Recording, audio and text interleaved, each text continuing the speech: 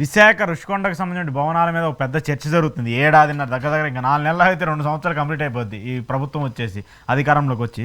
So ఇప్పుడు ఆ భవనాలకి సంబంధించి అక్కడ హోటల్స్ గాను లేదంటే స్టార్ హోటల్స్ సంబంధించిగా మార్చాలని చెప్పేసి కొన్ని ప్రతిపాదనలు చేస్తూ వచ్చింది. దానికి సంబంధించి టెండర్లు కూడా పిలుస్తూ వచ్చింది. అయితే ఇంట్రెస్టింగ్ ఫ్యాక్టర్ ఏంటంటే ఈ టెండర్లకి సంబంధించి పెద్ద పెద్ద స్టార్ హోటల్ లీలామహల్ లాంటి వాళ్ళు, టాటా గ్రూప్ లాంటి వాళ్ళు, ఇలా ఇంటర్నేషనల్ కంపెనీకి చెందిన కొన్ని స్టార్ హోటల్స్ అన్నీ కూడా అక్కడ టెండర్లు వేసి మాకు ఒక ఐడియా ఉంది, దీన్ని మేము ఈ ఫేసుల్లో డెవలప్మెంట్ చేస్తామని చెప్పేసి ముందుకు వచ్చాయి.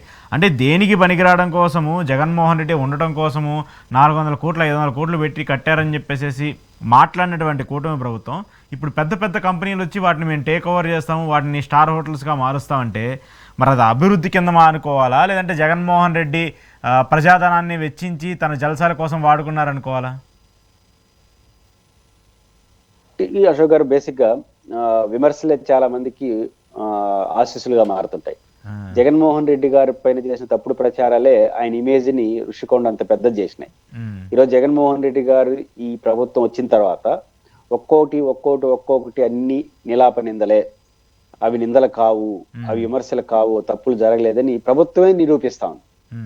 ఇప్పుడు జగన్మోహన్ రెడ్డి గారి మీద ఏ పార్టీలైతే విపరీతమైన ఆరోపణలు చేసినాయో అదే పార్టీల నాయకులు, అదే నాయకత్వంలోని ప్రభుత్వాలు అవన్నీ అబద్ధాలని వాళ్ళు చెప్తున్నారు.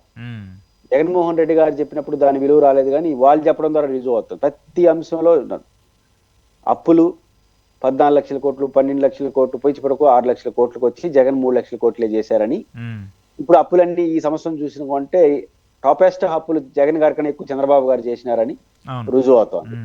అన్ని విషయాల్లో ఇప్పుడు ఉదాహరణ